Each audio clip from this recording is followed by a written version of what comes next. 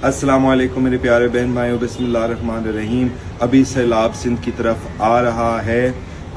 Please मेरे तमाम बहन भाइयों, आप अपने आप को महफूज रखें। अगर आप कच्चे इलाके में रहते हैं, प्लीज़ आप वहाँ से फौरी तौर पर निकल के कोई बलाई जगह पे शिफ्ट करें। अभी सैलाब पंजाब में आया है। फैसलाबाद डूब रहे, सियालकोट डूब रहे, करतारपुर साहब भी डूब रहे, और उससे पहले खैबर पख्तूनख्वा में सैलाब आया। पूरे बुनर शहर डूब गया और कई लोग इंतकाल हुए। आई थिंक कुछ 700 से 1000 लोग इंतकाल हुए और लाखों के तादाद में लोग मुतासर हुए हैं। ये 2022 के सैलाब से भी बदतर है।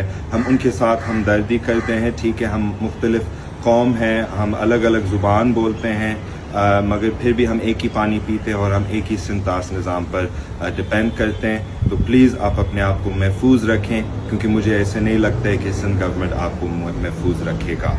बहुत शुक्रिया।